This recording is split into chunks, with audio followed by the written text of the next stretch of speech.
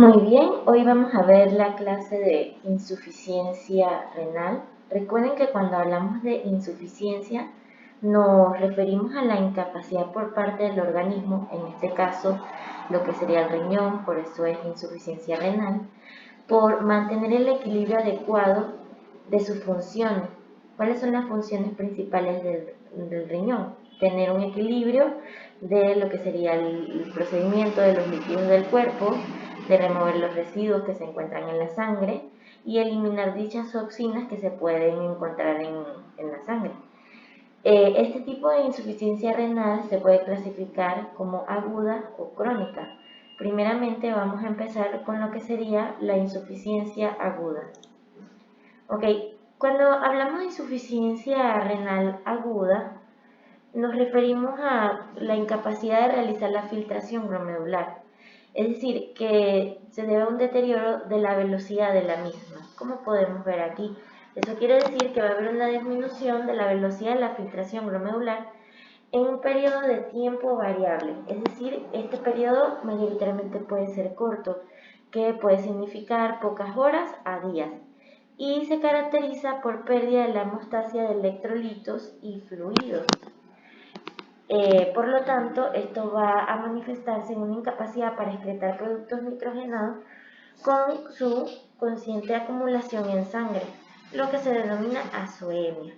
Tenemos que tomar en cuenta que esta patología es importante ya que representa un 30% de los pacientes que se encuentran en cuidados intensivos, afecta a los pacientes ingresados a nivel hospitalario en un 5 a 7%. O sea, es decir, que los pacientes que se encuentran hospitalizados existe la posibilidad de que debuten una insuficiencia renal aguda por ciertos problemas que vamos a ver más adelante, y de paso tiene una alta mortalidad, es decir, que el 50% de las personas que padecen de insuficiencia renal aguda pueden fallecer. Otra cosa importante es que esta patología suele ser asintomática y no debuta hasta que lo que sería la insuficiencia renal está muy marcada para empezar a presentar síntomas. Y por eso es muy importante que se detecte principalmente por el aumento de la creatinina plasmática. Por eso mi tanto afán de que cuando vemos los casos clínicos, siempre hay que pedirle la creatinina al paciente porque ya vamos a ver las causas de la insuficiencia renal aguda por cualquier enfermedad, por el COVID, un shock, una sepsis, nos puede llevar a una insuficiencia renal aguda, y cuando fallan estos riñones que son tan importantes, bueno, fíjense la cantidad de mortalidad que puede haber y ponemos en gravedad lo del paciente. Así que es un laboratorio importante la creatinina, ya que nos va a hablar sobre la función de lo que sería la función renal. Ok, la insuficiencia renal aguda se va a dividir en prerrenal, parenquimatosa y posrenal, ok, dependiendo de dónde se ve afectada la función renal. Cuando hablamos de insuficiencia renal aguda prerrenal, nos referimos a que va a ser afectado de cierta manera lo que sería en especial las arterias y venas renales, ¿ok? Antes de entrar como tal al parenquima renal, sería afectado esto que encontramos aquí, ¿ok? Principalmente va a ser causada por una disminución en la perfusión sanguínea renal, ¿ok? Grandes ejemplos serían lo que sería la reducción de volumen extracelular o por reducción de volumen sanguíneo, como en la insuficiencia cardíaca, ¿ok? Esta va a ser la causa más común de insuficiencia renal aguda, representa un total del 70% adquiridas en la comunidad y un 40% la podemos adquirir a nivel hospitalario. En esta, como les había dicho, hay una hiperfusión del parenquima renal y por este motivo es reversible al restaurar oportunamente el flujo sanguíneo. ¿Ok? Estamos, por ejemplo, si hay una insuficiencia cardíaca, no está llegando bien el flujo sanguíneo a los riñones y eso está afectando la funcionalidad de dicho órgano. Entonces, si nosotros compensamos esa insuficiencia cardíaca con los fármacos y estabilizamos al paciente, la función renal puede volver, ¿ok? pero si esta se prolonga puede causar necrosis de células tubulares e isquemia renal, transformándose así el pronóstico y puede volverse más grave lo que sería la insuficiencia prerenal. ¿Ok? Entonces, aquí vemos en el esquema lo que les dije. Principalmente va a haber una hipoperfusión renal aguda y de escasa duración. Si es de escasa duración, puede ser, va a haber simplemente una pequeña reducción en el filtrado glomerular, pero esta va a ser reversible. Si hay una reducción severa y prolongada del flujo sanguíneo, va a haber isquemia y necrosis de células tubulares. Por lo tanto, va a ser peor el pronóstico. ¿Y cuáles son sus principales etiologías? Tenemos los que nos van a causar disminución de la volemia, como el shock hipovolémico, quemaduras, hemorragias, poliuria por estado hiperosmolar, la reducción del gasto cardíaco por el tercer espacio, por lo menos en la pancreatitis, puede ocurrir esto, en la insuficiencia cardíaca o en el taponamiento cardíaco, la hiperpermeabilidad capilar, como nos va a ocurrir en el shock séptico o shock anafiláctico, así que son importantes, la vasoconstricción renal por un síndrome hepatorrenal o por los fármacos, en especial aquí podemos ver que son los AINES o los IECAS, van a disminuir la tasa de filtración glomerular. Entonces son fármacos que no pueden ocasionar una insuficiencia renal aguda prerrenal. Y por último tenemos las anomalías vasculares como trombosis renal o la trombosis de la aorta y microangiopatías trombóticas, que vamos a ver más específico adelante. Entonces, ¿cuál sería la fisiopatología de la insuficiencia prerrenal? Ok, primero tenemos que saber que el filtrado glomerular va a depender principalmente de la presión hidrostática, que va a ocurrir entre los glomérulos y el espacio de Bowman, ¿ok? Los glomérulos es donde ocurre el filtrado y el espacio de Bowman es una cápsula. Y la presión intraglomerular va a depender del tono entre las arteriolas aferentes y eferentes, que son la microcirculación renal. Si se modifica ese tono, va a afectar la presión glomerular y esta afectará la filtración glomerular a su vez, ¿ok? Entonces, todo lo que ocurra que nos afecte la presión hidrostática en los glomérulos o nos afecte el tono vascular de las arteriolas aferentes y eferentes nos puede ocasionar una insuficiencia prerrenal, ¿ok? Entonces, aquí tenemos lo que sería la constricción de las arterias eferentes, ¿ok? Eso principalmente va a ser por una compensación por las ciertas etiologías que mencionamos anteriormente, justamente para que se mantenga lo que sería la irrigación y así no disminuya lo que sería la filtración glomerular. Entonces, si hay una reducción del gasto cardíaco, el tono aferente, la constricción de las arterias aferentes va a aumentar justamente para mantener esa filtración glomerular. Pero llega un punto que esa compensación, cuando se disminuye la distensión de las arteriolas aferentes, se va a activar lo que sería el sistema renina, angiotensina, aldosterona, ¿ok? Porque está buscando aumentar lo que sería el tono vascular y así se mantenga la presión en las arteriolas eferentes y aferentes y pueda mantenerse la presión intraglomerular y así mantenerse la filtración glomerular, pero esto va a reducir aún más la irrigación y al final esto va a causar que la perfusión medular renal se reduzca, ¿ok? Entonces aquí podemos ver, se contraen las arterias eferentes, hay disminución del flujo sanguíneo de las arteriolas, que digan las células tubulares, ¿ok? Si hay disminución de lo que sería el flujo sanguíneo, va a haber disminución de oxígeno y de producción de ATP. Eso va a alterar lo que sería la bomba sodio-potasio y los transportadores de sodio, ¿ok?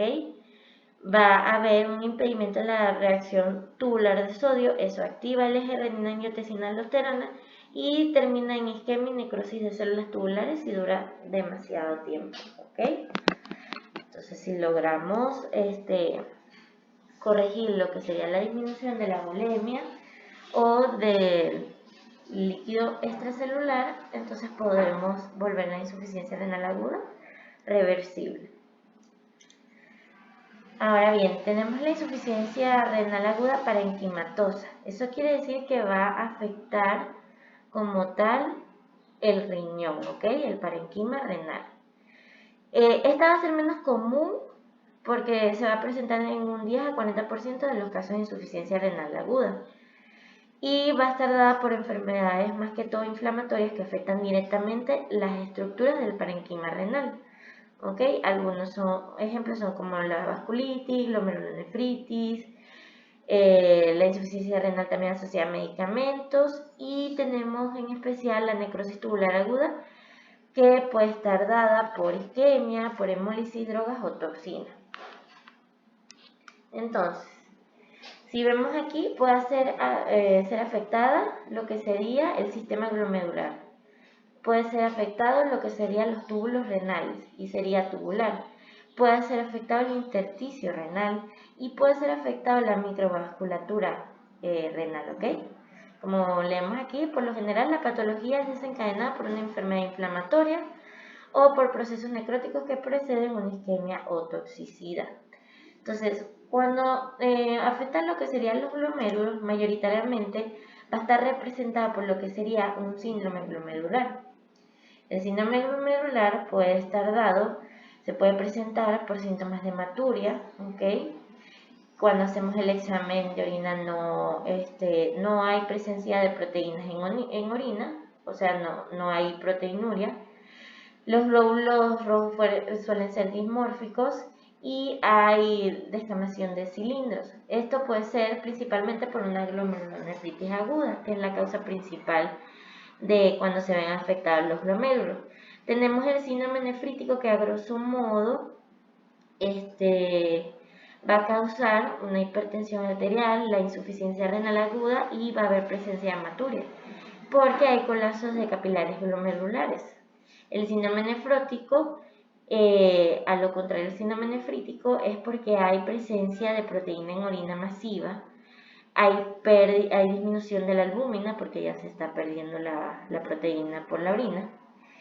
Y va a haber presencia de cilindros grasos porque hay la degradación de lipoproteínas, va a haber edema y derrames. Y esto va a manifestarse como que hay aumento en la permeabilidad glomerular.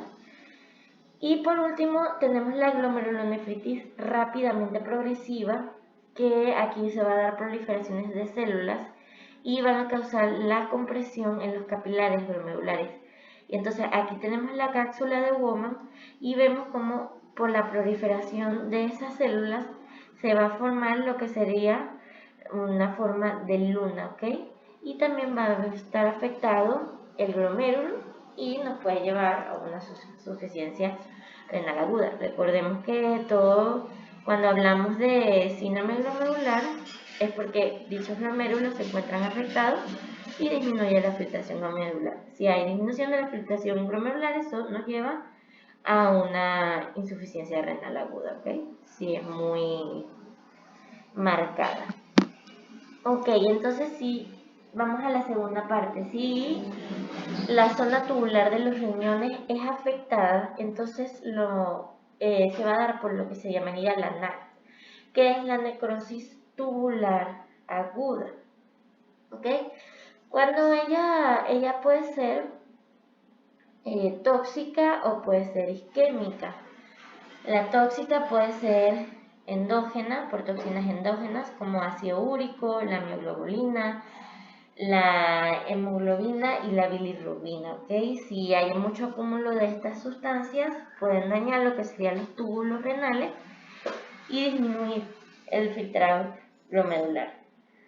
Entonces, en especial la mioglobina es curioso porque tuve un paciente cuando estaba en el hospital militar de que se le cayó lo que sería un torrete de cemento encima, era un soldado que estaba trabajando en construcción y tuvo un síndrome de aplastamiento. Cuando hay síndrome de aplastamiento se libera mucho mioglobina, porque la mioglobina es una proteína que se usa a nivel muscular, muy parecida a la hemoglobina, para realizar el intercambio de oxígeno. Entonces, obviamente todas esas proteínas viajan a lo que serían los riñones y afectan la zona tubular y luego el filtrado glomerular, causando una insuficiencia renal aguda. Así que esas personas que tengan síndrome de aplastamiento pueden debutar con una insuficiencia renal aguda, ¿ok? Las toxinas exógenas, aquí en especial son los fármacos como la vancomicina, aminoglucósidos o venenos que también nos pueden llevar a una insuficiencia glomerular, ¿ok? Bueno, entonces, y la isquémica, que es como consecuencia de la insuficiencia renal, o sea, que la isquemia sea tan marcada que nos causa una necrosis tubular aguda. Cuando se causa la necrosis tubular aguda, va a haber descamación y formación de cilindros obstructivos. Eso nos va a poder servir como diagnóstico diferencial al momento de hacer el examen de orina. Va a haber aumento de la presión intraluminal y disminución del filtrado, y eso va a llevar a una vasoconstricción de arteriola aferente. La necrosis tubular se va a dividir en lo que sería 4 etapas. Primero tenemos la iniciación, que es cuando la isquemia empieza a producirse. Hay pérdida de la polaridad celular, hay agotamiento del ATP, hay aumento de radicales libres y destrucción de las uniones intercelulares, ¿ok? Porque el citoesqueleto de las células se va a ver afectado y también la unión que existe entre ellas. Luego vamos a pasar a lo que sería la extensión, que es que gracias a toda esta pérdida de células de ATP y de que hay una isquemia, va a haber una activación de mediadores inflamatorios por producto de la isquemia que van a exacerbar y van a extender el daño tubular, ¿ok? Va a ir en aumento. Luego está la etapa de mantenimiento, que la velocidad de filtración glomerular se va a estabilizar. Todavía no se sabe cierta por qué pasa eso, pero las hipótesis dicen que es porque hay una vasoconstricción intrarrenal para mantener el tono, ¿ok?, de las arteriolas aferente y eferente. Hay aumento de los factores proinflamatorios y esto se da por el daño endotelial. Y si se logra como tal curar lo que sería la etiología de lo que esté causando esta necrosis tubular, como la que vemos aquí, entonces vamos a la etapa de recuperación, que es la mejoría de la tasa de filtración glomerular, porque se trata la causa subyacente, ¿ok? Este proceso es largo porque los glomérulos, las células tubulares, perdón, dura el proceso entre 7 a 22 días. Como dato para el laboratorio, tenemos que saber también que por medio de lo que sería la presencia de sodio en orina o la fracción de eyección de sodio, vamos a poder diferenciar las oligurias entre la insuficiencia renal aguda prerrenal y la necrosis tubular aguda, ¿ok? ¿Por qué va a ser diferente? Porque recuerden que en la insuficiencia renal aguda, prerrenal, no hay como tal una afectación de las células tubulares. Por lo tanto, va a haber una reacción de sodio más pronunciada y más porque se activa lo que sería el sistema de renina-angiotensina-aldosterona. Y por lo tanto, aquí el sodio va a disminuir en 10 miliequivalentes por litro en lo que sería la orina, y la fracción de eyección de sodio va a disminuir en un 1%.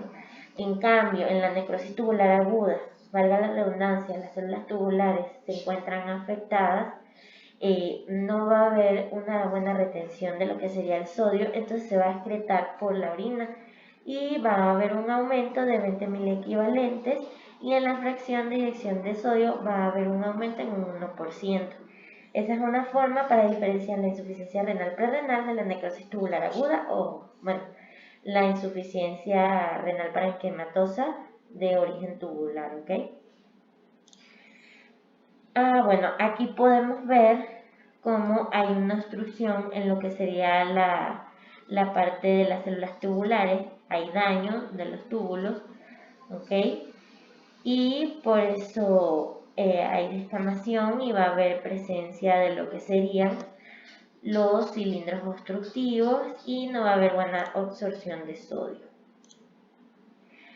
Luego vemos que si va a estar afectado lo que sería el intersticio renal, mayoritariamente se va a dar por la necrosis intersticial aguda. Puede ser que esta esté dada por razones alérgicas o no alérgicas. Las alérgicas, aquí vemos de nuevo a los fármacos, en especial los AINES, el omeprazol, que disminuyen el filtrado glomerular y afectan el intersticio. Entonces estos van a estar caracterizados por presentar oliguria, eosinofilia, eosinofiluria y ras cutánea, ¿ok?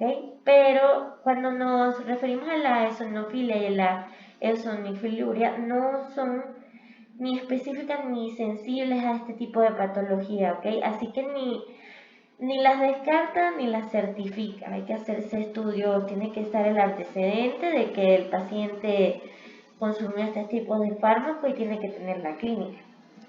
Tenemos la necrosis intersticial aguda no alérgica, que puede estar dada por infecciones, en especial la pielonefritis, que es inflamación tubular intersticial, ¿ok? Tenemos la autoinmunitaria, que se van a dar por el lupus eritematoso sistémico, cuando nuestro propio sistema ataca las células renales, ¿ok?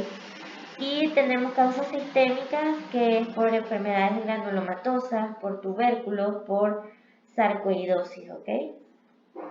Entonces, ¿qué va a pasar aquí en la fisiopatología? Va a haber liberación de mediadores inflamatorios directo en el intersticio. Esto va a causar inflamación y edema del intersticio. Va a haber compresión tubular y cuando hay compresión tubular no hay un buen filtrado y por eso hay disminución de la tasa de filtración glomerular. Recuerden que para que haya insuficiencia renal, todo va a terminar en una disminución de la tasa de filtración glomerular, ¿ok? Lo único es que es en diferentes partes donde es afectado y por diferentes etiologías. Y por último, cuando es afectada la microvasculatura de lo que sería el riñón, esta va a estar dada más que todo por microangiopatías trombóticas, ¿ok? Una de las más comunes sería el síndrome urémico hemolítico, que está asociado a infección. En especial la principal luego de una infección por Escherichia coli, por específicamente estas cepas, por la Shigella disciplinariae, por el Staphylococcus pneumoniae, ¿ok? Pero es poco común, el más común, como saben, es la Escherichia coli, ¿ok? PTT idiopáticas por alteraciones inmunitarias, por congénitas, o sea, porque haya alteraciones de los tiempos de coagulación. Y tenemos microangiopatías trombóticas secundarias, que aquí vemos otra vez los fármacos, todos estos que están aquí, los anticonceptivos orales, por lo que sería conectopatías como el LES, el síndrome antifosfolípido, la esclerodermia, ¿ok? En la gestación también, en la preeclampsia, en el GED, y en otras sería por infecciones por VIH, glomerulopatías, hipertensión arterial maligna, por el virus de influenza, neoplasia, todas estas cosas que nos causan microangiopatías trombóticas, ¿ok? O sea, microtrombos en lo que sería la microcirculación renal. Nos van a llevar a una obstrucción ahí, disminución del flujo sanguíneo, eso nos va a llevar a una isquemia y por lo tanto termina en una disminución del filtrado glomerular. Y por último tenemos la insuficiencia renal aguda postrenal. Eso quiere decir que las estructuras que vienen después de los riñones, llámese los uréteres, la vejiga o la uretra, se van a ver afectadas, ¿ok? Esta es menos común, se da en uno de los menos del 5% de los casos. Y eso tiene una razón, porque si la persona es sana y tiene ambos riñones, necesita que haya debe haber una obstrucción bilateral, ¿ok? Para que haya la acumulación suficiente de productos nitrogenados que lleguen a afectar la filtración glomerular. Existen dos tipos. Tenemos la extrínseca, que está dada por patología fuera del riñón, en los hombres por lo menos, y de avanzada edad, si la próstata se ve afectada, eso va a afectar lo que sería la uretra prostática, ¿ok? Que encontramos aquí. Entonces, si esto se inflama, ya de una vez va a empezar a haber acumulación de la orina. Si hay acumulación de la orina, llega un momento que es tanta que empieza a afectar lo que serían los riñones, hay aumento de los productos nitrogenados y disminuye la filtración glomerular, porque no hay una buena excreción de la orina por algo físico. ¿Qué le puede ocurrir a la próstata que se inflame y cause esa obstrucción? Por hiperplasia prostática benigna o por la prostatitis, ¿ok? También puede estar dada por fibrosis retroperineal, o sea, que todo este retroperitoneo haya lo que sería fibrosis y comprima todas esas estructuras, ¿ok? Como lo serían las neoplasias, las adenopatías, la hidronefrosis, ¿ok? Y tenemos las intrínsecas que son propias de lo que sería el riñón, que haya litiasis renal aquí y obstruya la salida directamente de la orina hacia las uréteres, o por la presencia de coágulos, ¿ok?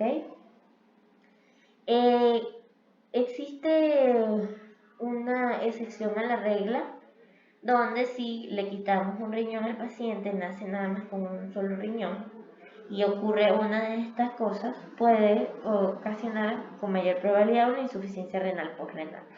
¿Ok? Aquí tenemos la fisiopatología, que es obstrucción de las vías urinarias a cualquier altura, aumenta la presión hidrostática tubular y esto va a causar disminución de la filtración glomerular, porque acuérdense que están directamente relacionadas. Eso activa el eje renina-angiotensina-aldosterona, como vimos en la insuficiencia renal aguda prerrenal, y eso a su vez va a aumentar la filtración, ¿ok? Y va a aumentar la presión hidrostática tubular por mecanismo de compensación. Pero va a llegar un momento que va a ser insuficiente este proceso y no va a poder ver una función adecuada de los riñones. Ahora entraríamos a lo que sería la enfermedad renal crónica, que no es más que la pérdida progresiva de la capacidad renal de excreción de desechos nitrogenados, concentración de la harina y hemostasis del medio interno, causado por daño renal irreversible y por periodos de tiempo prolongados. Este tipo de enfermedad tiene una prevalencia de 10% en la población adulta mayor y es la mayor causante de diálisis de manera crónica, o sea que sea necesaria la diálisis constantemente y se asocia con muchas complicaciones, ¿ok? Por eso es una enfermedad bastante complicada y tenemos que saber que cuando ocurre este desequilibrio irreversible, lo que hace es ir deteriorándose al pasar del tiempo hasta llegar a una insuficiencia renal crónica. Va a estar caracterizada por lo que sería daño renal por más de 3 meses, que va a contribuir a que hayan anomalías anatómicas, estructurales o funcionales del riñón, con o sin disminución del volumen, de la velocidad de filtración glomerular, ¿ok? Y también se va a caracterizar por alteraciones en la velocidad de filtración glomerular menor a 60 mililitros por minuto y que esté presente por más de 3 meses, ¿ok? En su mayoría, esta nefropatía renal crónica siempre tiene un carácter, como dije antes, lentamente progresivo y que lleva a la pérdida total de la función renal. Y es por eso que es irreversible. Su clasificación se va a basar según la velocidad de filtración glomerular. Esta filtración glomerular en su medida se cuantifica mediante la recolección urinaria en 24 horas y que debe existir un marcador específico para ver que se filtre y se excrete hacia los túbulos renales hasta que no exista presencia de este marcador en los riñones y quede totalmente limpio. Mayoritariamente se usa una sustancia llamada inulina, que es un fructosano que se encuentra en los tubérculos y raíces de vegetales. Por supuesto, dependiendo del lugar del laboratorio donde lo vayan a hacer, puede existir otro tipo de marcador para ver si está realmente secretándose por medio de la filtración glomerular, ¿ok? Y bueno, se va a dividir en 5 etapas. Tenemos la etapa 1, que es cuando la velocidad de filtración glomerular está mayor de 90 milímetros por minuto. La etapa 2, que es de 60 a 90 milímetros por minuto. La etapa 3, que es de 30 a 60. Ya en esta parte, en la etapa 4, se necesitaría ya la diálisis porque ha disminuido mucho la velocidad de filtración glomerular de 15 a 30. Y la etapa 5 ya es cuando hablamos de insuficiencia renal crónica.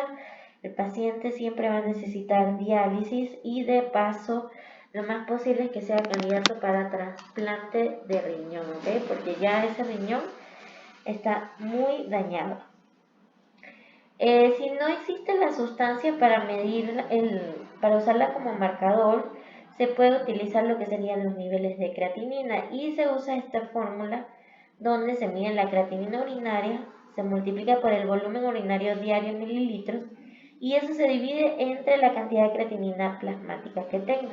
Entonces lo ideal es que el riñón filtre toda la creatinina lo más posible y así se puede medir también la velocidad de filtración glomerular. Entonces, ahora entrando a la fisiopatología, primero debemos saber cuáles son los factores predisponentes para la enfermedad renal crónica. Tenemos primero, valga la redundancia, los predisponentes que están dados por aquellas personas que están en la etapa de la tercera edad, que tienen una historia familiar de enfermedad renal crónica, también por la raza, en especial la raza negra, ¿okay? Cuando tienen bajo peso al nacer, puede haber un mal desarrollo de lo que sería la parte renal y por eso puede conllevar una enfermedad renal crónica.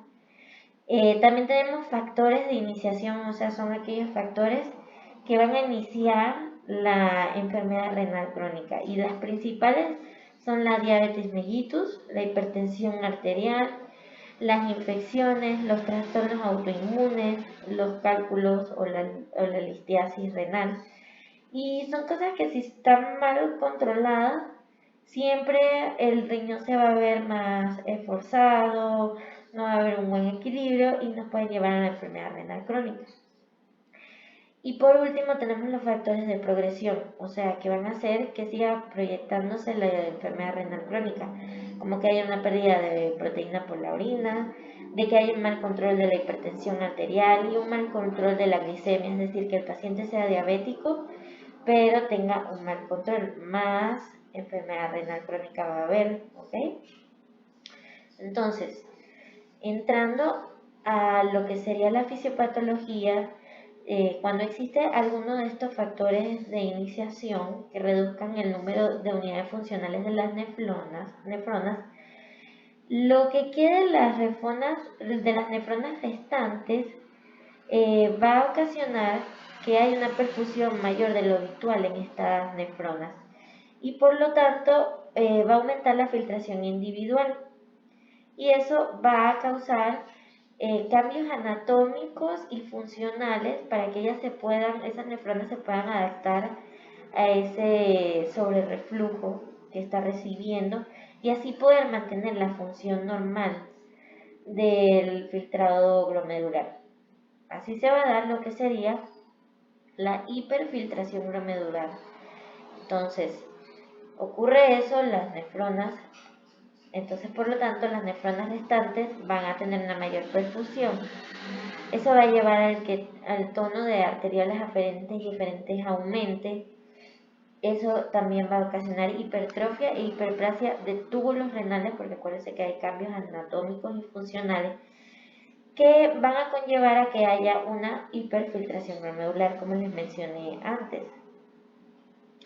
Por lo tanto, va a haber aumento del flujo sanguíneo y del flujo plasmático, aumento de la fracción de filtración glomerular, va a haber lo que sería presencia anormal de proteínas en la orina, proteinuria, en especial de albúmina, de la transferina, de la inmunoglobulina G. Esto va a llevar a que se active lo que sería el eje renina-angiotensina-aldosterona, porque hay falta de proteínas, y va a llevar a que se activen estos mediadores proinflamatorios, como el factor nuclear kappa B, que es proinflamatorio, la proteína activada 1, AP1, y el factor de crecimiento transformante beta. Eso va a llevar a que se recluten linfocitos inflamatorios CD4 y CD8, que haya presencia de macrófagos, ¿okay?, de miofibroblastos, y que al final esos miofibroblastos van a convertirse en fibrosis, va a haber fibrogénesis y va a ocasionar fibrosis en el parénquima renal, y esto a su vez llevará a una pérdida mayor de la función renal, y así se va a ir repitiendo. Algunas de las medidas para evitar lo que sería la progresión de esta enfermedad renal crónica es obviamente controlar estos factores de iniciación, que sería una dieta restringida de proteínas para no causar mayor funcionalidad del riñón y que tenga que filtrar más sustancias, una reducción de la presión arterial, porque si está mal controlada más nos va a ocasionar fibrosis en el parénquima renal, y control estricto de la glucemia, ¿ok? Porque entre más presencia de glucemia crónica, más se va a dañar el riñón. Y por último tenemos las complicaciones de la enfermedad renal crónica, que todas estas se van a relacionar justamente porque no está funcionando lo que sería el riñón de manera adecuada. Por lo tanto, como hay desequilibrio de los hidroelectrolitos, de elementos sanguíneos, de la bulimia, no va a haber buen metabolismo del ácido úrico y de ciertas proteínas, y de paso no va a haber una buena funcionamiento del eje renina-angiotensina, también nos puede llevar a complicaciones. En realidad son muchísimas las que pueden haber, pero estas son algunas de las más importantes. Tenemos la anemia, que va a estar dada por la alteración de secreción de la eritropoyetina, o porque se va a ver alterada la vida de los eritrocitos. Primero porque en la alimentación no se van a poder metabolizar de manera adecuada, justamente por la anorexia que crea la insuficiencia renal crónica. Va a haber alteraciones en el metabolismo del hierro, no se va a poder transportar de manera adecuada, va a haber mayor síntesis de eritropoyetina, eso va a llevar a una sobrevida de los eritrocitos, pero no se van a formar los eritrocitos nuevos y van a estar esos eritrocitos viejos, amorfos, que no van a llevar a una buena homeostasis de la sangre. Y también va a haber alteraciones plaquetarias que pueden ocasionar hemorragias y hematomas en el paciente. Tenemos los trastornos hidroelectrolitos, donde el sodio va a se va a retener más, y eso va a llevar a un edema de pulmón, va a disminuir la restricción del volumen de filtración glomerular, la osmolaridad se va a ver alterada porque hay menos función renal, y por lo tanto no se va a poder, no se va a tener un control de la concentración y dilución de la orina. El potasio, porque se relaciona con el eje renina-angiotensina-aldosterona y puede ocasionar hipercalemia. El pH, por lo tanto, se va a ver alterado. Hay menos síntesis de amonio y por lo tanto no se va a formar el bicarbonato y de aniones de fosfato, y eso va a llevar a una acidez metabólica con anión GAC aumentado, ¿okay? Tenemos el síndrome urémico, que es lo más común, y hay porque niveles altos de urea y que se asocian con moléculas que producen toxicidad, entre las cuales se encuentran el ácido guanil succínico y guanidas, la homocisteína en cadenas proteicas, la hormona paratiroidea, los factores de crecimiento de fibroblastos 23. Y por último tenemos la hipertensión arterial, o sea que la hipertensión arterial puede ser un factor de predisponente o de iniciación, y también es una complicación porque hay alteraciones en la activación del eje renina-angiotensina-aldosterona, porque no va a haber una regulación del volumen extracelular, porque hay exceso de vasoconstrictores, porque puede ocurrir una hipertrofia del ventrículo izquierdo por la anemia, ¿ok?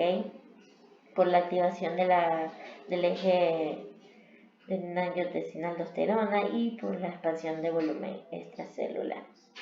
Y bueno, eso sería todo de insuficiencia renal aguda y crónica.